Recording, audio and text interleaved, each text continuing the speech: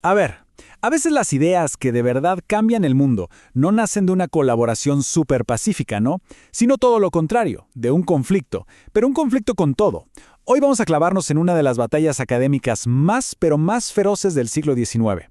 Una pelea sobre métodos, conocida como el Metodenstrijd. Y lo interesante es que sus consecuencias le dieron forma a una escuela de pensamiento económico que, bueno, sigue viva hasta el día de hoy. Con estas palabras, el economista austríaco Karl Menger, uno de nuestros protagonistas, ponía las cartas sobre la mesa. O sea, para que nos hagamos una idea de lo que estaba en juego.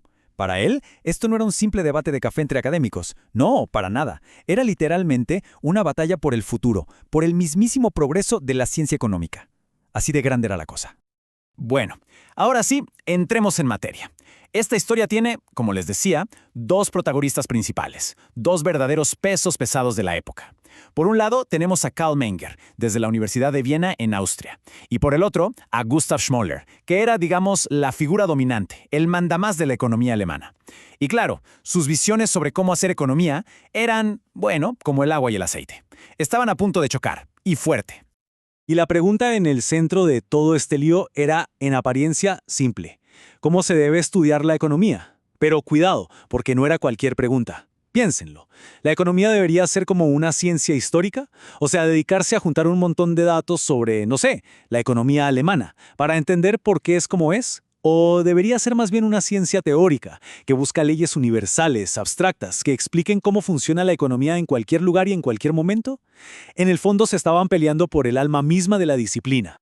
Y bueno, el primer disparo en esta guerra intelectual lo dio Menger. Fue en 1883, con su libro Investigaciones sobre el método de las ciencias sociales. Y ojo, que no se anduvo con rodeos. En ese libro no solo defendió su visión teórica, sino que se fue directo a la yugular del enfoque historicista que era el rey en Alemania.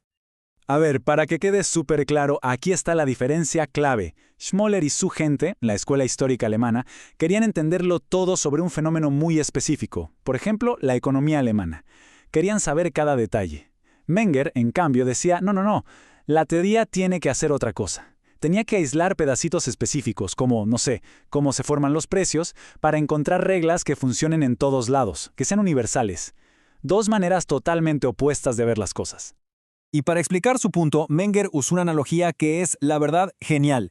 Él decía que es como si un matemático quisiera corregir las reglas de la geometría midiendo cosas del mundo real. Es absurdo, un triángulo perfecto no existe en la naturaleza, pero el concepto nos sirve. Bueno, pues Menger decía que la teoría económica es igual, trabaja con principios abstractos, así que para él eso de intentar desmentir una teoría pura con los datos caóticos de la realidad era básicamente no haber entendido nada de qué va la teoría. Y aquí llegamos a una de las ideas más potentes de Menger. Es un concepto clave en toda su defensa de la teoría. Él decía que muchas de las cosas más importantes de nuestra sociedad, las estructuras que nos sostienen, no fueron inventadas ni planeadas por nadie. Nadie. Son el resultado de lo que la gente hace, sí, pero no de un plan maestro. Son, como dice ahí, resultado de la acción humana, pero no del diseño humano. Para que no suene tan abstracto, Menger puso ejemplos muy concretos. Pensemos un momento en el lenguaje. ¿Alguien se sentó en una mesa a diseñar el español desde cero? Claro que no. O el dinero. Tampoco hubo un comité para inventarlo. Estas cosas surgieron poquito a poco, de forma espontánea, con el tiempo, a partir de millones de personas interactuando, cada una buscando lo suyo. Y justo este tipo de fenómeno, decía Menger, es lo que solo una buena teoría puede llegar a explicar. Y bueno, como suele pasar, lo que empezó como un debate académico, muy intelectual y todo, pronto se convirtió en algo mucho más personal, muy amargo. De repente ya no se trataba solo de ideas, sino de egos. Y la pelea, claro, se puso mucho más intensa.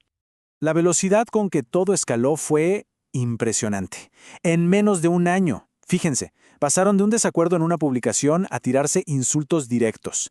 Menger le responde a la reseña de Schmoller con un ataque durísimo. Y la respuesta de Schmoller fue, básicamente, cerrar la puerta y tirar la llave. No había manera de reconciliarse después de eso. Esta cita de la carta que Schmoller le mandó a Menger es brutal. Es de un desprecio total.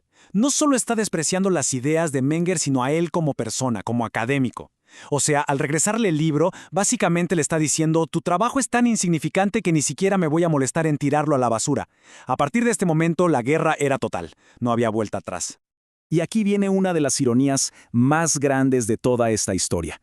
El resultado de esta pelea tan pero tan amarga fue la creación de algo que ninguno de los dos quería ni había planeado. Una escuela de pensamiento económico completamente nueva y diferente. Un resultado no diseñado, exactamente como las instituciones que el propio Menger estudiaba. ¿Qué cosas?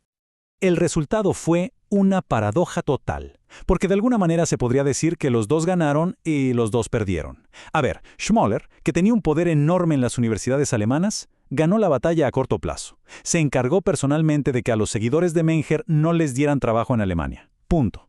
Pero justo esa jugada tuvo un efecto que no esperaba. Obligó a todos los seguidores de Menger a unirse, a hacerse fuertes como grupo, y así, sin querer, acabó consolidando lo que hoy conocemos como la escuela austríaca. Y por si faltaran ironías, aquí va la mejor de todas.